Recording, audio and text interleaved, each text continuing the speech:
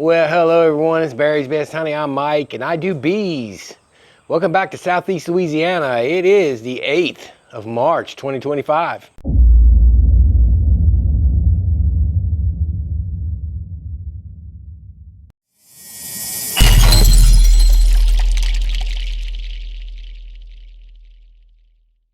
That's right, folks, the 8th of March, and wow, in 1 week's time, I fell a month behind. That's what it feels like.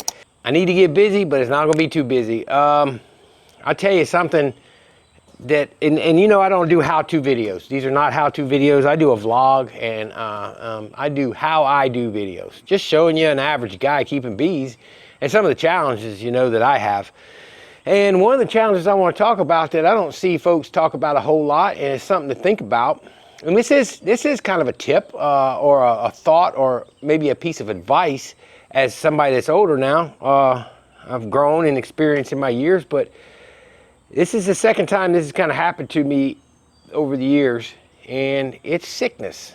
I got sick last week. And what does that have to do with beekeeping? Well, a lot when spring is upon us and we have tons to do. And so I had this whole week planned out last week. Tuesday is here at Mardi Gras, Fat Tuesday. So, you know, Louisiana takes off. I don't celebrate Mardi Gras myself. So I had an afternoon Monday because we got a half a day, and all day Tuesday to work and then wrap up things Wednesday and Thursday after work. Plans to have everything ready to split this today and just get busy. And lo and behold, I come down with fever and chills and sickness, and it looks like it was the flu, and it was bad. 102 fever for 2 to 3 days. Finally, so Tuesday was shot, Wednesday shot, Thursday shot, because Thursday I'm finally temperature free and fever free rather, and I finally, you know, for 24 hours I'm fever free so I can crawl my way back into work. And the funny thing is, when you get older, you can't recover as fast, it seems like. When I was a youngster, oh man, I may be down for a day or two, and then boom, I could be back at it, you know. Not now. So I'm still down.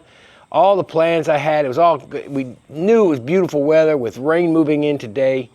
And so something to always think about is you can make all the plans you want, but they can go awry really quick. And that's when the beekeeper has to bounce back and figure out what to do. Because I got, you know, just a handful that could probably be potentially swarming if I don't split them pretty soon. And a split that we did that I really need to check on. I needed to have my splits ready. It threw my entire queen pickup for queen cells off. I was planning on doing that Monday, having splits ready today, pull the splits on Monday, throw the queens in Monday afternoon. All that's off. So what do you do as a beekeeper? Well, I got to figure it out and adapt and prioritize my day to get done before the rain, the things that actually have to get done, because I'm going to tell you, I'm still weak and recovering. So what I'm going to do today is take you through and go to the priorities that I have that I can get done today, because I can't go fast, far, furious. I got to go slow and only do a couple things, because just walking out here and going over and picking up a few things has me kind of, you know, breathing heavy. So got to stay hydrated even though it's cool out, and just do these priorities. And so the priorities are going to be checking on this split that we did, a walk away, and see if they made cells and make sure we've got the queen in the right position, because we don't want a queen on the bottom in one box still growing like gangbusters with all the workers back to her, and they build swarm cells on me. Maybe even flip the boxes up that were so big that needed split this week. Make sure they're not making swarm cells. If they are, I don't know what I'm gonna do, because I don't have the energy to really do a lot of digging, but I'll have to make it work. But we have rain coming. And then really the second priority is throw some boxes on the singles, meaning I have to break out a few frames and get some drawn comb on them and make sure they're set to go, so that I can at least put them off for about 3 days maybe, and just recover. Because what I don't want to do is wear myself down today where I can't recover properly for Monday. Monday's my goal to be back up and running if I have to be. So I've had to adjust the schedule, hope for the best, pray a lot, and pace myself where I can recover. Something else that brings me to is queens. I'm not grafting my own queens this year. I have for the last 3 years now, and I've bought cells. But I didn't want to rely on it because I knew how my schedule was going to play out. And I said, you know, this year I'm just going to buy all my cells, and I'll play with maybe some grafting to practice again. But I'm not going to rely on it like I have the last couple years. I'm going to just go ahead and buy them this year, just because I knew how my schedule was going to play out. Not even realizing I was going to get sick, so really probably a good thing. And that's something that I'll say about queen grafting that I learned that I loved about it so much, was it gave me the freedom to schedule my splits and schedule my time. Now I'm tied to the beekeeper that can make the sales for me. So that's a downfall, but at this point in the juncture, I have to do that this year. And I already knew that. So that's what I'm going to do, is buy them. But now all that's going to have to be pushed. I'm going to have to find out when he can get me some more, and we got to kind of milk the hives to that point. Brings me to the third point, is we're behind a little bit on, we're having no nectar flow out there. And with no nectar flow, all that's flowing is jasmine. And what myself, Joey Rawls, and Kent up in Kentwood and I were all noticing, we were seeing dead bees on our bottom boards. And I'm not talking about a few, I'm talking about a lot. And the only thing blooming heavily right now is the yellow jasmine, the Carolina jasmine. It is toxic to bees. It's out there. It's everywhere, and we're not seeing a lot of other stuff blooming, and that doesn't mean nothing's flowing, but didn't see a lot of nectar. We're not seeing a lot of nectar, which we gotta watch for starvation when they're brooding so heavy. So while they can be beautifully brooding up, doesn't mean that they're exploding if there's no good nectar coming in. And the only nectar we're seeing is just a little bit, and we're seeing a bunch of dead bees on the bottom boards, and we're wondering whether it's this Carolina jasmine, because normally we would have a lot of nectar coming right now. A lot. We have a moderate flow, and it allows these bees to build, and I think it offsets the toxicity of the jasmine. And this is the yellow jasmine. This is Carolina jasmine, and it's beautiful and all, it's everywhere, but it's poisonous. So if we don't have anything to offset that, we're going to see dead bees. Well, and it's not going to kill our hives off, I wouldn't say, but it's surely not helping. See, there's a bee right there. She is on the jasmine. She is getting toxic nectar right now. And so with not a normal flow, because we had a pretty hard freeze in the 20s for a few days about 3 weeks ago, and then we had the big freeze, one of the commercial breeders is even saying we're a couple weeks behind on some of the stuff, like the red maples. They got all discombobulated. The dewberry and blackberry just now starting to come out. The pears are out finally, but we're just not seeing the amount of nectar in the colonies. So we're thinking they're bringing that in, and that's an issue. So the goal was, before I got sick, I said, well, I'll mix up an open feeder, put 5 gallons open feed out, at least flush something into the colonies, help them with this die-off. But again, got to be ready for plans to change. And when I talk about this deal of being sick and plans changing, that for a backyard beekeeper with 4 or 5 hives, it may not be a big deal. But when you've got 30, 40, 50, 60, 100 hives, and you're out there and you're a one-person show, and something like a sickness happens to you, it knocks you down for a week, and you're older like me, where it really knocks you down, it can it's something we got to be ready to adapt for in this landscape of beekeeping. And that's anything really, but beekeeping with timing being so important. Whew, I'm gonna get busy and quit yakking. So here we are, folks, out here. This is our split we did. My goal is to kind of move the queen off of this colony. So we got to see if she's in the top or bottom. I want her in the top, because all the field bees go back to the bottom on these walkaways. She can maintain brood, they can't. So I want them to have a lot of brood, but I want her up here maintaining brood. If I keep her down there and she's still pouring in brood, well, then they're going to build swarm cells, because they're now in a single. And so that's the check. That's what we got to do. I planned on having this ready to move and then split all the others. But again, plans change. So we're always going to have less bees up here because we robbed all their workers. We gave them fondant because we don't have food coming in. There was not a lot of nectar, and they're very light, and they're building. I usually don't have to worry about feeding, so I didn't have any sugar water mixed up or anything like that. So we just threw the fondant on. We'll see.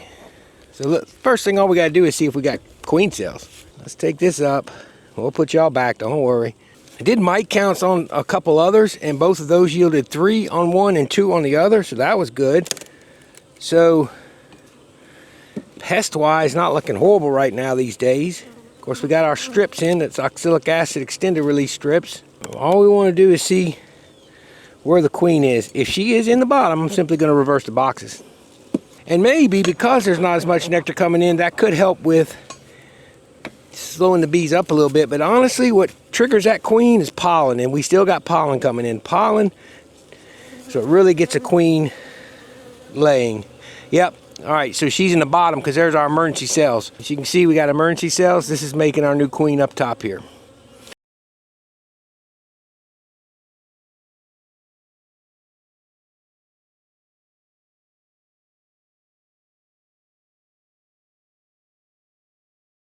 So we're going to reverse these boxes.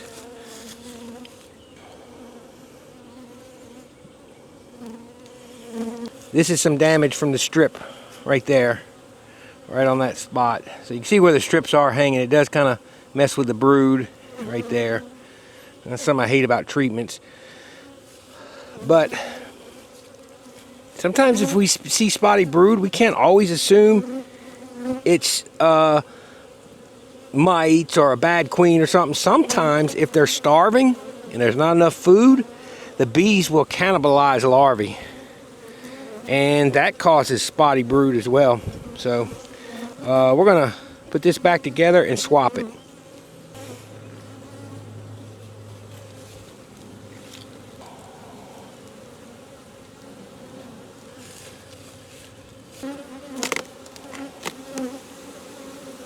Ooh, now these bees, I better get some smoke on these.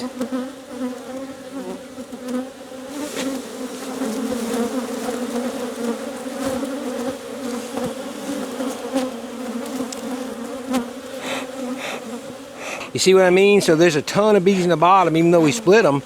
And a lot of times I'll go ahead and put a second deep on these splits sometimes. But we were just doing a quick split, waiting a week. They could have waited a little longer. I'm pretty sure they could have, but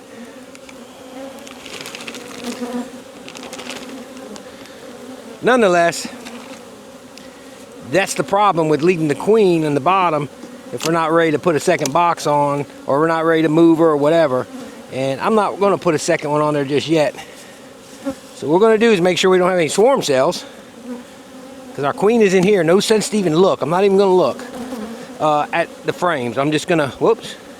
I'm going to take this box up, check for swarm cells, and we're going to reverse it. Oh, if I can get it apart. I don't know what bottom board this is. There we go. I'm going to pull it up like so. Ooh, look at this back here. We got rain moving in, so they're probably pretty upset. They know. So let's look.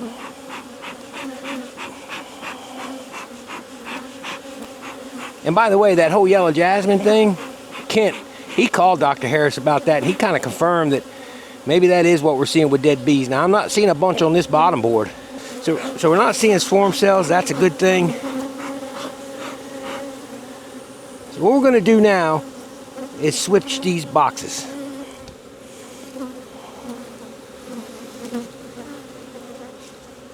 I'll move that to the side.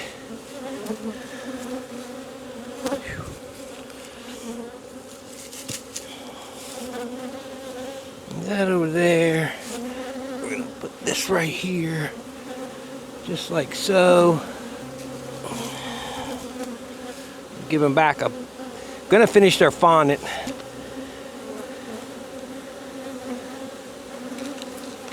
Give them that.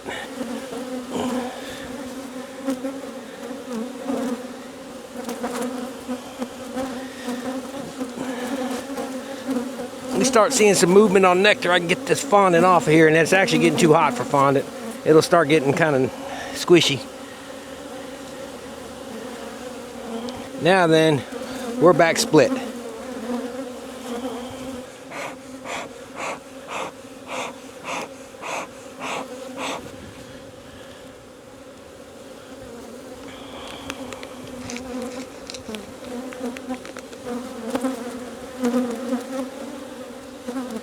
All right, so there you go.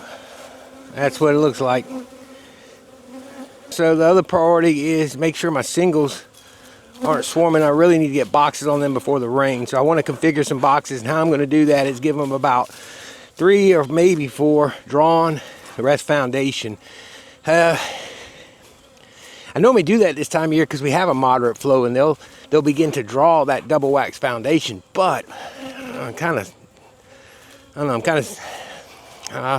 try it, because I think we'll see a nectar flow kind of pick up a little bit here shortly.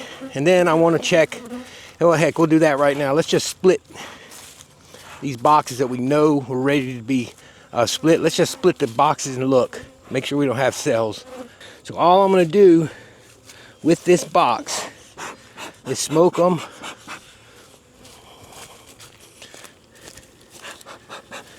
I'm just not going to have time to split them today, so we're just going to, not with the rain and how I'm feeling, I can't rush. I'm trying to take it easy, recover, so I can actually do some good next week. Not 7 days from now, I'm talking about in about 3 days. I'm hoping to be well. So we're going to split that box.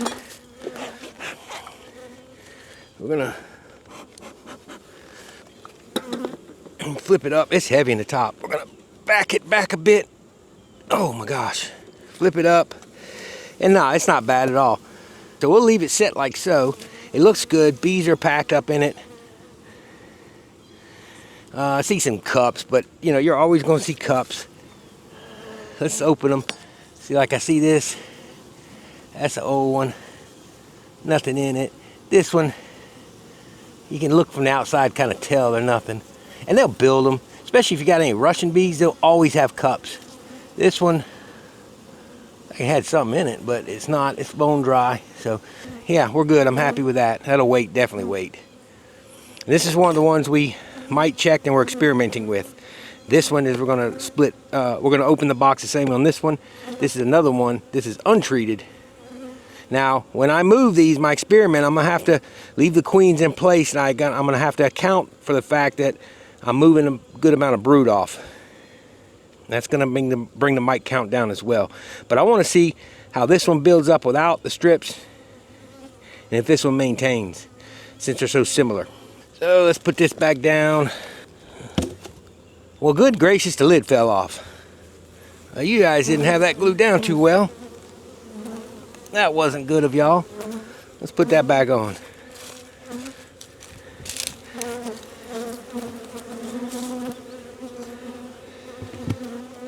Another similarity is both of them are 2024 queens, and obviously 2024 queens, we got good brood going in.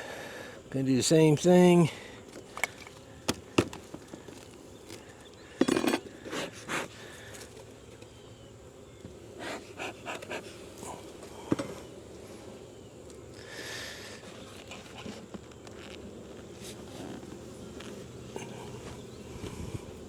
I about couldn't flip that up. All right, they have rebuilt all this, but what they have not built is swarm cells.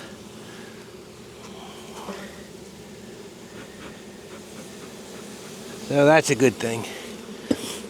And I'm looking at the population. I mean, there's a lot of brood. So I also, you know, got to remember, when you see brood, you're seeing bees that are going to be there in the next 7 to 10 days. So that could have been what I was looking at. Bottom line is, I was going to split them this weekend, and I would have been comfortable doing it with this population.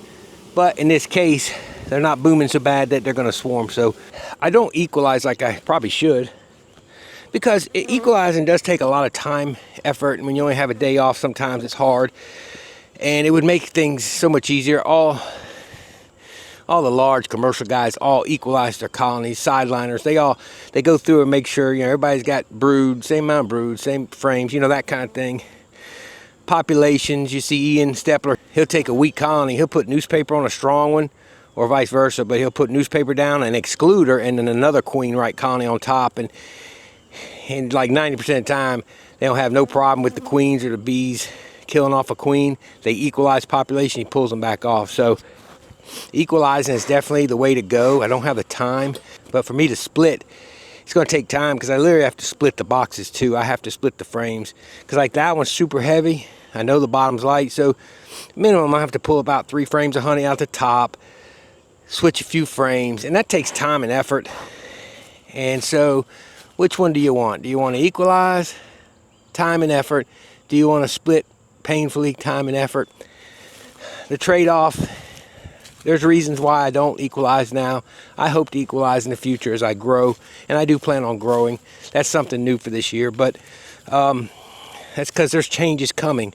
But until those changes come, I gotta do the best I can with what I got, and that's kind of what I'm doing now. So let's go on to the next task and check a single. I just walked right past one of them. Nope, let's check this one because I never have even been back in this one. I meant to go in it last week, and the day I was finishing up colonies is when I went down with the flu. This one's got ants around it, so I gotta be careful. I'm gonna move it ASAP, but it's got ants built up around it.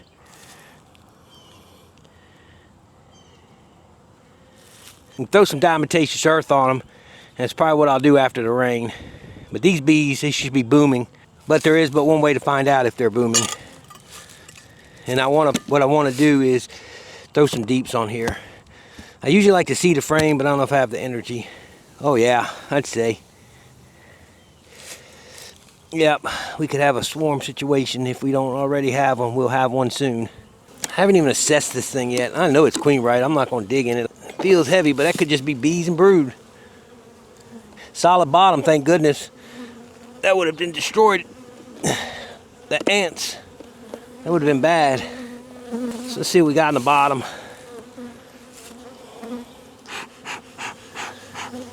I don't see anything. Building a few cups, you know. But that one's got royal jelly in it. No, I don't. I take that back. I caught the glare. It didn't look like a... Oh, that one does, though. Yeah, they have royal jelly in them. That one does. That one's... Yep, that's wet. That one was dry, it looks like. So they're definitely prepping. These are definitely prepping. That's all right. We're going to take them down. And that one had some feed in it more than royal jelly. The other one did have royal jelly. So we had one that was pretty much royal jelly. But you don't know that. That doesn't always mean it's ready to go. When they're ready, man, there's so many well-developed ones when they're just about to go. So I think we're safe. Plan that I wanted to do, this is a priority for today. And that is get a single on them. I mean, get a double on them. So that's what we're going to do. Well, folks, the rain has started, so that's kind of a mess. But really, my main priority was a split in these singles. I already knew they needed frames, so here's what I did. Since we don't have a lot moving in with nectar at this point, gave them a frame of honey here, a solid frame there. I'm going to give them foundation, foundation, foundation, foundation, and then in the middle, so she can immediately get up there. And if nectar starts coming in, they have somewhere to put it where they don't backfill her in the bottom. I'm going to put in drawn. 1, 2, 3, 4 drawn. See how that goes. Gives them some space, gives them some place to put some bees. We'll see what they do with that. That's for one of them. The other one, I'm actually going to fill it up with almost all drawn. The one we just looked at, matter of fact. Probably going to put all drawn in there except for some honey on the side because that one is so big, so much faster. There you go. That's what I'm going to do, and I got to go do it in the rain real quick. So let me configure the other box, and I can run back and forth. All right, we're back out here. I got this one. I basically have 2 foundations, 2 honey, so that gives them 6 full open frames for her. And I do want honey, and I want to give them some foundation to work on should the flow start. But they're so light that giving them a little honey is surely going to help more than hurt. So these boxes are going on. I kind of would like to seed one up, drop a foundation in the bottom. I really would, but with this rain, I don't know if it's the right thing to do. But you know, why not make it adventurous, right? Let's do it. And just drop a foundation down in here. And if a flow starts up, they'll draw it. And if not, well, then it's just the foundation kind of not wasted, but not used. Well, look at there. There's some nectar. Well, that's good to see. Huh. If this rain stays at a drizzle, I'm fine. I think it's going to get more intense in a minute. And the bees are not happy about me doing this. I just want to draw one brood frame up. That's it. This one right here. Got some larvae in it. We don't have tons of cold weather coming. Double check for my queen. Yeah, they're packed up in here. Next frame is packed up with cat brood. I'm looking down in there. So we're gonna do, I don't see her, but I'm gonna, just wanna be real careful. I'm gonna drop a foundation on the edge. We're gonna drop this right here. Gonna drop this right here. Sorry, bees. We'll be done in a second. I'll put this back on. I'm happy to see that nectar in there. I ain't going through it all, but I'm happy to see that. I'm still gonna leave my honey frame in here though. And so what we'll do is we'll take this frame with bees and open larvae and such. I don't want to roll the queen if she's on here. I didn't look careful enough, so let's just give them a lot of space so we can put it in. You ever seen anybody beekeeping in the rain without a shelter? You have now. So that'll get us some time. That's it for that one. I'm gonna run that other one out, and that'll be it. Well, folks, I'm gonna go take a look at that other one, flip it real quick. You can hear the rain. Just gonna flip it, make sure there's no cells, put it back down, throw the super on. I doubt I'll see the frame today, maybe tomorrow if it's not raining. But I gotta recover. I got enough done priority-wise just to make sure we're set. Looking at those colonies with no swarm cells in the population, those are some of my heavier ones. So if they're good, I think everybody else will be good. There are 2 more over there that are packed up. So I'm gonna get back out and do that. If I see any cells, I'll let you know. Well, folks, the rain has finally shut me down. I got the second one on, no problem. There were no cells. Didn't run you over there. And you know, one thing with swarming, and I learned this, you know, you hear me quote Dr. Harris a lot. I like to follow Dr. Harris just because he was a beekeeper before he was ever an entomologist. And so that gives him a different aspect. And he's worked with commercial and he's been a hobbyist. You know, he's done it all. And when he told us one time that always sunk into me is swarming requires good nutrition. And we've got some pollen coming in. That's what keeps the queen going. Pollen kickstarts her to lay. Nectar, obviously, kicks them into brood production as well. And so when you have both of them in high amounts, moderate amounts even, coming in and it's good nutrition, that's when you see swarms. So seeing that we've had a flow kind of taper off a little bit, maybe that's the issue. I did see nectar in that nest. That was hopeful, but they were packed as well, and they don't like being worked in the rain. It sounds worse on here than it is. It's a steady drizzle with big drops, but enough to where they don't like it. And it was just, you know, they didn't get soaked. I got in, threw the box on, seated the frame up real quick on that one too, and stuck it together, and that was it. So I got some other things I'm gonna do today. First and foremost, rest. I gotta recover so that in a couple days I can really get after these bees. My priorities got done. I wanted to check the split. I'm glad I did. Now I know I'm confident in another few days before I have to add a second deep and worry about moving the queen. I don't want to move her yet until I see what the weather's going to do on the 10-day forecast to keep the heat between the two. They're not going to swarm in the bottom now because we don't have a queen to swarm with, and even if one of the cells emerges, it's not going to matter because by that time I will have checked them, and that buys me some time. But we'll try and move that queen off soon. That was the first priority. Second was these singles, and third was to check to see if I had swarm cells on some of my larger ones that I wanted to split. All that worked out for now. Thank you, Lord, for that. We're going to wait another few days, recover from this, get some good rest tonight. Tomorrow is the Lord's Day. Try to get some good rest, and then try and get back after it next week. Hopefully recovered and ready to roll. All right, guys, well, that's going to be it. I appreciate all y'all watching. Hope you enjoyed it. This is Barry's Best Hunting. I'm Mike, and I do bees. The season's underway, and we're behind already today. Y'all have a wonderful, wonderful week, and may God bless you. We'll see y'all later.